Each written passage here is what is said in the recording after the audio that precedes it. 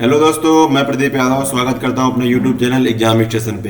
दोस्तों, जैसे कि हम हिस्ट्री के क्वेश्चन आंसर की सीरीज कर रहे हैं, तो उसी सीरीज को आगे बढ़ाते हुए आज हम मॉडर्न इंडिया की सीरीज को कर रहे हैं। ठीक है दोस्तों, तो आइए शुरू करते हैं। दोस्तों, सबसे पहले जो हमारा क्वेश्चन है वो देखते हैं क्या है। दोस्तों, सबसे पहला क्वेश्चन हमारा है कि एनी बेसेंट द्वारा स्थापित होम रूल लीग में कौन सा मुस्लिम नेता शामिल हुआ था। दोस्तों, मुस्लिम नेता कई शामिल हुए थे, लेकिन जो मेन लीडर थे वो थे मोहम्मद अली जिन्ना। ठीक है दोस्तों, आप याद रखना। होम रूल लीग की स्थापना दोस्तों एनी बेसेंट द्वारा 1916 में की गई थी, जिसका नेतृत्व बाल गंगाधर तिलक ने किया हुआ था। दोस्तों, जो एनी बेसेंट थी वो बेसिकली आयरलैंड की रहने वाली थी, लेकिन उन्होंने इंडियन की जो कल्चर थी उससे प्रभावित होकर भारतीय बन गई थी वो। ठीक है दोस्तों, अब आइए आगे देखते हैं।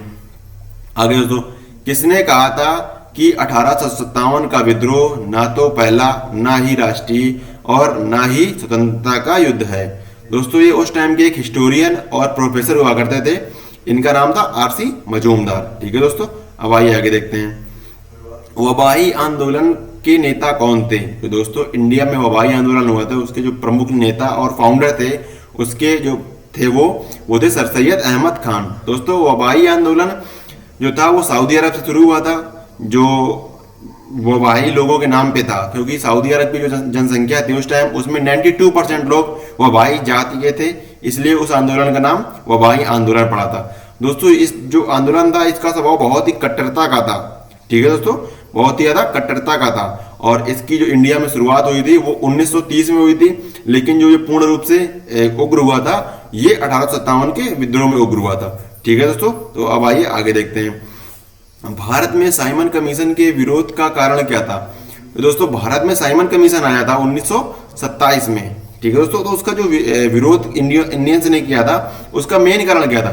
दोस्तों, उसका मेन कारण देखो ये था, आयोग में किसी भी भारतीय सदस्य की अनुपस्थिति का कारण। दोस्तों, ये साइमन कमीशन एक 7 लोगों की कमेटी थी, तो इसमें जो इस कमेटी का काम था वो ये था कि भारत का जो संविधान होगा वो कैसा बनेगा, उसमें कौन कौन से आर्टिकल्स आएंगे, इस सब बारे में बताया गया था, और पब्लिक के बारे में क्या क्या अच्छाइयाँ होंगी और कैसे सजा, मतलब सब इस बारे में बताया हुआ संविधान के बारे में।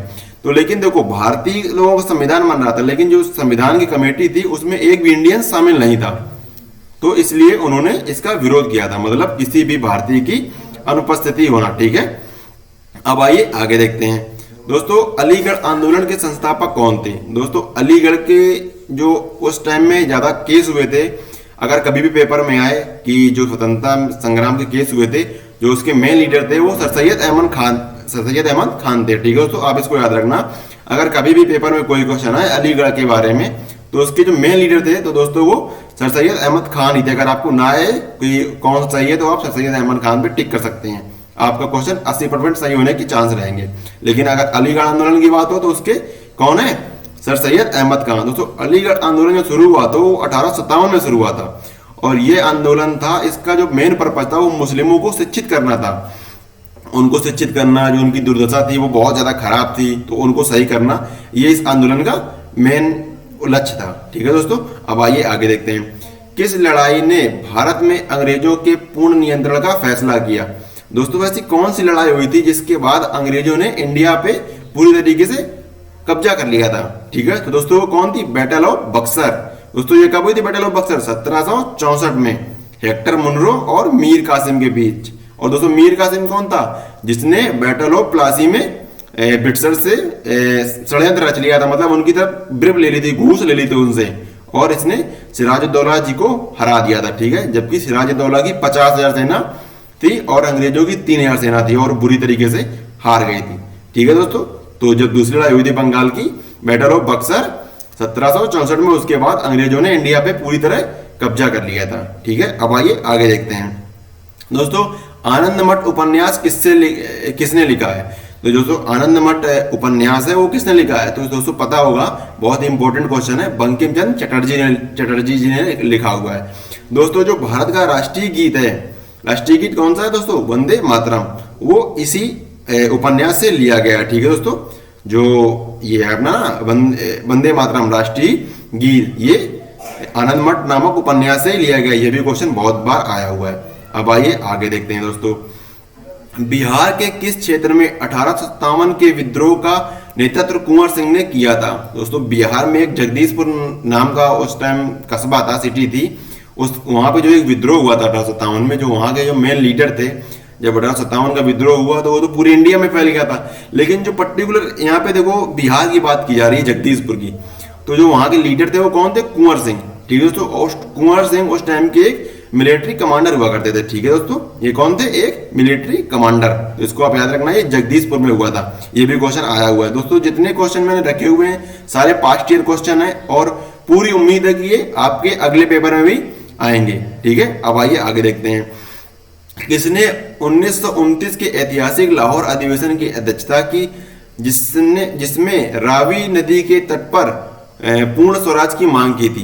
दोस्तों जो 1929 का एक लाहौर अधिवेशन हुआ था, सेशन हुआ था, उसमें किसने जो पूर्ण स्वराज, मतलब कि हम लोगों को जो पूर्णता स्वराज चाहिए, मतलब हम लोग पूर्णतया स्वतंत्र होना चाहते हैं, तो उसकी अध्यक्षता किसने की थी? किसने की थी? जवाहरलाल नेहरू ने, जो हमारे फर्स्ट पीएम हुआ करते थे। ठीक है, इन्होंने इसकी अध्यक्षता की थी। ठीक है दोस्तों, कब की थी? 1929 में। और ये सेशन कहाँ हुआ था? लाहौर में हुआ था। ठीक है, अब आइए आगे देखते हैं। भारत छोड़ो आंदोलन का प्रस्ताव निम्नलिखित में से किस शहर में पास हुआ था? दोस्तों किस शहर में पास हुआ था? बॉम्बे में। ठीक है दोस्तों, और कब हुआ था? 1942 में। ठीक है दोस्तों, ये दोस्तों जो सेशन पास हुआ था, जो ये प्रस्ताव पास हुआ था, ये बॉम्बे में हुआ था और 1942 में हुआ था। और इसके दोस्तों फाउंडर कौन थे? महात्मा गांधी। ठीक है दोस्तों, इसके कौन थे? इसके जो फाउंडर थे वो महात्मा गांधी थे। दोस्तों जिस दिन ये प्रस्ताव पास हुआ उसके एक दिन बाद गांधी जी और जो इंडियन नेशनल कांग्रेस की पार्टी थी, उसके जो मेन लीडर थे, उन सबको अंग्रेजों द्वारा बंदी बना लिया गया था। ठीक है, तो इसको आप याद रखना, ये बॉम्बे में हुआ था और 1942 में हुआ था। तो अंग्रेजों ने इसको दबाने के लिए जो मेन नेता थे उनको सबको बंदी बना लिया था। अब आइए आगे देखते हैं।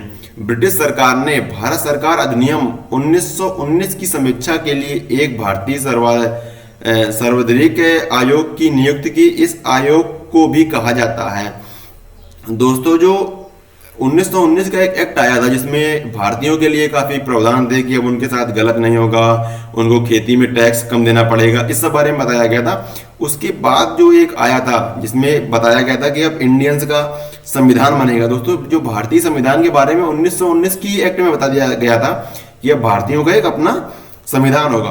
तो दोस्तों उसकी जो समीक्षा के लिए जो बनाई गई थी कमेटी, उसको साइमन कमीशन नाम से जाना जाता है, जो 1927 में इंडिया में आई थी। ठीक है, नवंबर 1927 में आई थी। ठीक है दोस्तों, तो इसको आप याद रखना। 1919 का जो एक्ट था उसके बाद साइमन कमीशन आया था। ठीक है, आप इसको ऐसे याद रखिएगा। अब आइए आगे देखते हैं दोस्तों। आगे क्वेश्चन है हमारा, साइमन कमीशन को 1928 में भारत भेजा गया था। उस समय ब्रिटेन के प्रधानमंत्री कौन थे? दोस्तों जो साइमन कमीशन था वो मेनली 1927 में आ गया था, लेकिन ये जो इसका जो इम्प्लीमेंट हुआ था वो 1928 में हुआ था, इसलिए इसको 1927 और 28 ऐसा लिख देते हैं। ठीक है, तो कौन थे आप देख लो, स्टैनली बेल्डविन। कौन थे? स्टैनली बेल्डविन। ठीक है, इसको आप याद रखिए, ये भी इंपॉर्टेंट आया हुआ है, साथ ये एनडीए में आया हुआ क्वेश्चन। ठीक है, अब आइए आगे देखते हैं दोस्तों। भगत सिंह और बीके दत्त इनमें ने निम्नलिखित विधेयक अधिनियम के विरोध में 8 अप्रैल 1929 को केंद्रीय विधानसभा में बम फेंका था। दोस्तों ये तो सभी को इसके बारे में सभी को पता होगा कि इन्होंने बुटकेश्वर दत्त जो थे, बीके दत्त मतलब बुटकेश्वर दत्त और भगत सिंह ने जो बम फेंका था, तो वो किसने कब फेंका था? तो दोस्तों 1929 में फेंका था। और जो ये बिल था, ये पब्लिक सेफ्टी बिल था। इसमें दोस्तों लोगों की सुरक्षा के बारे में बताया गया था। ठीक है, इसमें लोगों की सुरक्षा के बारे में बताया गया था। लेकिन दोस्तों देखो, इसमें तो ये लोग बंदी बने, बाद में छूट भी गए, लेकिन भगत सिंह, राजगुरु और सुखदेव को 23 मार्च 1939 में, इसके 10 साल बाद इनको फांसी दे दी गई थी। ठीक है दोस्तों, इनको 10 साल बाद कहाँ फांसी दी गई थी? लाहौर की जेल में।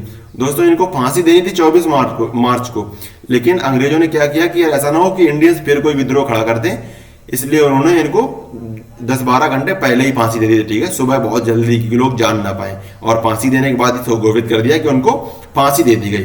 ठीक है दोस्तों, अब आइए आगे देखते हैं। निम्नलिखित में कौन इनमें शेर ए पंजाब या पंजाब केसरी नाम से प्रसिद्ध हैं? दोस्तों जो शेर ए पंजाब नाम से प्रसिद्ध थे वो लाला लाजपत राय थे। ठीक है, कौन थे? लाला लाजपत राय। दोस्तों ये शेर ए पंजाब या पंजाब केसरी नाम से फेमस थे। ठीक है दोस्तों, इनकी हत्या अंग्रेजों ने कर दी थी। कैसे? इनके सर पे बहुत ज्यादा लाठी डंडे किए थे, एक आंदोलन में थे तो इनके ऊपर बहुत ज्यादा अंग्रेजों ने इनको लाठी और डंडे से पिटाई कर दी थी, जिससे इनके सर पे बहुत ज्यादा चोट आ गई थी और बाद में इनकी मृत्यु हो गई थी। ठीक है दोस्तों, अब आइए आगे देखते हैं। दोस्तों स्वतंत्र भारत के पहले भारतीय गवर्नर जनरल कौन थे? स्वतंत्र भारत की दोस्तों बात हो रही, कौन थे? सी राजगोपालाचारी। कौन थे? सी राजगोपालाचारी। दोस्तों ये कब से कब तक रहे थे? 1948 से 1950 तक। और दोस्तों अगर गुलाम भारत की बात की जाए तो कौन थे? Warren Hasting. कौन थे? Warren Hasting. 1773 से 1785 तक। ठीक है दोस्तों, 1773 से 1785 तक। तो आप याद रखना, इसमें याद रखना, हमेशा कंफ्यूजन होती है स्वतंत्र भारत और गुलाम भारत के। स्वतंत्र जो भारत थे उसके कौन थे? राजगोपालाचारी। और जब इंडिया अपना गुलाम था, आजाद नहीं था, तो उसके कौन थे? Warren Hasting. ठीक है, आप इसको याद रखिए। अब आइए आगे देखते हैं। राष्ट्रीय शिक्षा परिषद की स्थापना कब हुई? दोस्तों राष्ट्रीय शिक्षा परिषद की स्थापना कब हुई थी? 15 अगस्त 1906 को। ठीक है, 15 अगस्त 1906 को। ठीक है, आप इसको याद रखिए। ये तो इंपॉर्टेंट क्वेश्चन है, फैक्चुअल क्वेश्चन है दोस्तों, इसमें समझाने के लिए कुछ खास है नहीं, तो इसको आप याद रखिए, 15 अगस्त 1906 को। अब आइए आगे देखते हैं। निम्नलिखित स्थानों में 1857 के विद्रोह के प्रकोप का सही क्रम है। दोस्तों जो 1857 का विद्रोह हुआ था, तो उसमें कि मतलब सबसे ज्यादा पहले कहाँ हुआ, फिर कहाँ हुआ, फिर कहाँ हुआ, तो इसको उस क्रम में लगाना है। ठीक है दोस्तों, ये पेपर में आया वो क्वेश्चन है, इसलिए मैंने इसको पुट किया हुआ है। देखने में तो अजीब लग रहा है, लेकिन पेपर में आया वो क्वेश्चन है। दोस्तों सबसे पहले देख रहे हो आप, सेकंड नंबर, फिर फर्स्ट नंबर, फिर थर्ड नंबर। मतलब सबसे पहले ये कहाँ हुआ था? लखनऊ में, फिर कानपुर में, फिर इलाहाबाद में। दोस्तों पहले लखनऊ में हुआ, फिर लखनऊ के जो नवाब ववाब थे वो सब लोग भाग गए। उसके बाद कानपुर में आए, तो कानपुर जो नाना राव क्या नाम था उनका, वो लोग अंग्रेज नेपाल भाग गए। उसके बाद ये इलाहाबाद पहुंचा। इलाहाबाद के भी जो लोग थे उनको भी अंग्रेजों ने हरा दिया और बंदी बना लिया। बाद में ये विद्रोह धीरे धीरे खत्म हो गया था। तो इसका जो क्रम है वो क्या है? पहले लखनऊ, फिर कानपुर, फिर इलाहाबाद। ठीक है, आप याद रखिएगा। अब आइए आगे देखते हैं। दोस्तों मुस्लिम लीग की स्थापना कब हुई थी? दोस्तों सबको पता होगा आपको कि मुस्लिम लीग की स्थापना 1906 में हुई थी। ठीक है दोस्तों, कब हुई थी? 1906 में हुई थी। और दोस्तों इसके फाउंडर कौन थे? मोहम्मद अली जिन्ना, ख्वाजा सलीमुल्लाह, हकीम अजमल खान। और दोस्तों इसका हेडक्वार्टर था वो कहाँ था? बांग्लादेश, ढाका। ठीक है दोस्तों, कौन था? इसका हेडक्वार्टर बांग्लादेश था, और ये ढाका था, और ये बांग्लादेश, मतलब बांग्लादेश में इसकी स्थापना हुई थी। ठीक है दोस्तों, अब आइए आगे देखते हैं। निम्नलिखित में से किसने वायसराय हार्डिंग पर बम फेंका था? दोस्तों बहुत ही ज्यादा इंपॉर्टेंट क्वेश्चन है, पेपर में कई बार आया हुआ है। ठीक है, और एसएससी के पेपर में कई बार आया हुआ क्वेश्चन है। दोस्तों ये किसने बम फेंका हुआ था? रास बिहारी बोस और सचिन सल्यास ने। ठीक है दोस्तों, ये मतलब इन्होंने पता क्यों बम फेंका हुआ था? इन्होंने बम इसलिए फेंका हुआ था कि जो ये वायसराय हार्डिंग थे, तो ये कलकत्ता से दिल्ली जा रहे थे प्रवेश करने के लिए। कि कलकत्ता में तो इनका राज वैसे भी था, दिल्ली में थोड़ा कम था, और क्योंकि वहाँ की थोड़ा जमीन कम उपजाऊ थी उस टाइम पे, और जो फैक्ट्रियाँ वगैरह थी वो सब कलकत्ता में थी। तो ये लोग कलकत्ता से बम्बई जा रहे थे, तो इन्होंने इनकी पूरी सेना के ऊपर बम फेंक दिया था दोनों लोगों ने मिलके। ठीक है, और ये कब फेंका दोस्तों? 1912 ईस्वी में। कब फेंका था? 1912 में। ठीक है, आप इसको याद रखना। ठीक है दोस्तों, अब आइए आगे देखते हैं। इस केस को दोस्तों दिल्ली कॉन्स्पिरेसी केस के नाम से भी जाना जाता है। ठीक है दोस्तों, किस नाम से? दिल्ली कॉन्स्पिरेसी केस या दिल्ली कलकत्ता केस नाम से भी जाना जाता है, और ये पेपर में आ चुका है, मैंने आपको पिछले ही बताया। अब दोस्तों भारत में गरीबी और गैर ब्रिटिश नियम नाम से पुस्तक किसने लिखी? दोस्तों जो भारत की गरीबी थी उस टाइम, और गैर ब्रिटिश मतलब कि ब्रिटिश लोगों का इंडिया पे शासन ना हो, इसके लिए पुस्तक किसने लिखी थी? दादा भाई नौरोजी ने। किसने लिखी थी? दादा भाई नौरोजी ने। दोस्तों ये पुस्तक इसके ऊपर लिखी गई थी कि भारत में कितनी गरीबी थी उस टाइम, लोग कैसे जीविका अपनी चलाते थे, और अंग्रेज लोग जो थे वो लोग इंडिया पे कैसे अत्याचार करते थे। तो दोस्तों ये दादा भाई नौरोजी ने लिखी हुई थी पुस्तक। ठीक है, अब आइए आगे देखते हैं। इंडियन लीग की स्थापना कब हुई? इंडियन लीग की स्थापना दोस्तों कब हुई थी? 1857 में। दोस्तों ये पता है, बहुत सारी छोटे छोटे आंदोलन और लीग नाम से छोटी छोटी सभाएं स्थापित हुई। वो क्यों? क्योंकि वो 1857 के जो विद्रोह थे ना उस पर शामिल होने के लिए। तो दोस्तों जो इंडियन लीग थी इसकी स्थापना 1875 में हुई थी। दोस्तों जो ये छोटी छोटी पार्टियां थी ना उन्हीं के जो मेन लीडर थे उन लोगों ने इसकी स्थापना की थी। और दोस्तों इसकी जो मेन इसका उद्देश्य था वो ये था कि जो भारत के लोग हैं उनमें राष्ट्रीयता की भावना को जगाना, कि यार अगर हम लोग अपने देश में अपना राजा होगा, अपना संविधान होगा, तो इंडियंस की अपनी जिंदगी कैसी होगी। तो ठीक है दोस्तों, ये विद्रोह कब हुआ था, इसकी स्थापना कब हुई थी, 1875 में। आप इसको याद रखना, ये 57 में नहीं हुई थी, क्योंकि ये इसका जो मतलब था वो इंडियंस के लिए ही था। मतलब भारतीय जो लोग थे वो भारतीयों को ही सिखा पढ़ा रहे थे कि राष्ट्रीयता नाम की भी कोई चीज होती है और आप कैसे स्वतंत्र भारत में रह सकते हैं। ठीक है दोस्तों, तो इसकी स्थापना कब हुई थी, 1875 में। अब आइए देखते हैं इंडिगो रिवोल्ट जो हुआ था। इंडिगो रिवोल्ट किसके द्वारा मतलब शुरू किया गया था, तो आप देख सकते हो दिगंबर और विष्णु विश्वास के द्वारा। ठीक है, दिगंबर और विष्णु विश्वास के द्वारा। दोस्तों जो इंडिगो रिवोल्ट था वो कब हुआ था, 1859 में हुआ था, और ये कहाँ हुआ था, बंगाल पे शुरू हुआ था। ठीक है दोस्तों, किसके द्वारा, किसानों के द्वारा, क्योंकि वहां के जो किसान थे उनको नील की खेती के लिए करने के लिए मजबूर किया जा रहा था कि भैया आप नील की खेती करो, आपको नील की खेती करनी पड़ेगी। जैसे आपके पास 10 बीघे खेत हैं तो उसमें आपको बांट दिया गया था कि भैया आपको 9 बीघे नील की खेती करनी ही पड़ेगी। तो इसलिए इन्होंने विद्रोह किया हुआ था, क्योंकि नील जो थी वो भैया उपजाऊ तो ठीक थी, उपज भी खूब थी, जो उसका प्रोडक्शन था वो ठीक था, लेकिन जो खरीदारी थी, जो वो लोग बेचते थे तो बहुत सस्ते दामों में बिकती थी। इसलिए इन्होंने फिर एक ये आंदोलन किया जिसको इंडिगो मतलब, दोस्तों इंडिगो मतलब नील, इसका इसी नाम से जाना था। ठीक है, अब आइए आगे देखते हैं दोस्तों काकोरी ट्रेन डकैती कब हुई थी। काकोरी दोस्तों एक लखनऊ के पास जगह है काकोरी। ठीक है दोस्तों, तो ये 1925 में हुई थी। इसमें क्या हुआ था दोस्तों, जो भारतीय लोग थे, मतलब एक सभा थी हिंदुस्तान रिपब्लिकन एसोसिएशन। ठीक है, कौन थी, इसको शॉर्टकट में बोलते हैं HRA बोलते हैं, ये हिंदुस्तान रिपब्लिक एसोसिएशन। जो इसके लीडर थे जैसे राम प्रसाद बिस्मिल हो गए, अशफाक उल्लाह खां हो गए, इन्होंने इस डकैती को अंजाम दिया था। ठीक है दोस्तों, इन्होंने लूट के भारतीयों के लिए संपदा एकजुट करने का काम किया था। फिर बाद में इनको फांसी भी हो गई, किसको, राम प्रसाद बिस्मिल और अशफाक उल्लाह खां को। ठीक है दोस्तों, ये लखनऊ के पास काकोरी नामक जगह पर हुई थी। तो इसमें एक ट्रेन को लूट लिया था इन लोगों ने।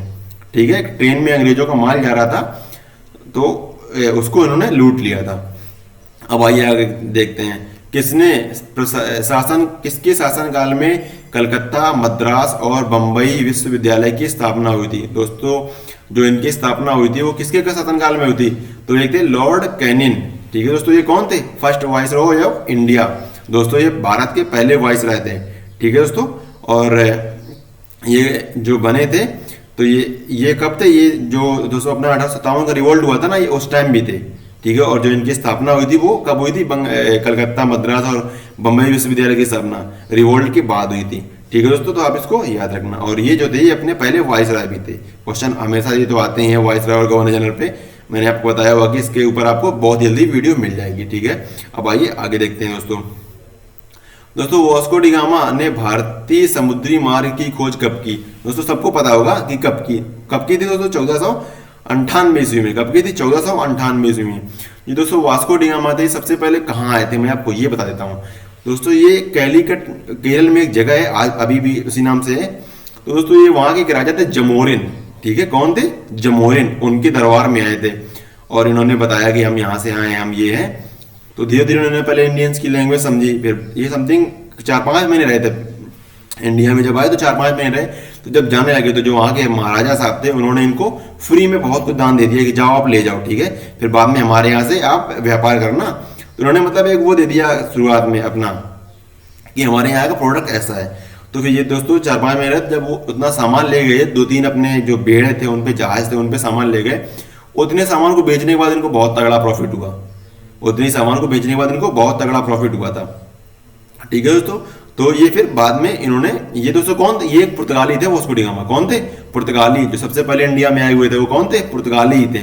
ठीक है दोस्तों, तो इसको आप याद रखना, वो जो सबसे पहले इंडिया में आए हुए थे वो पुर्तगाली थे। ठीक है, और वास्को डी गामा भी पुर्तगाली थे। और ये 1498 में कैलीकट के राजा जमोरिन के यहाँ पे आए हुए थे। ठीक है दोस्तों, ये किसके द्वारा, समुद्री मार्ग के द्वारा। ठीक है दोस्तों, तो ये रहा हमारा आज का सेशन।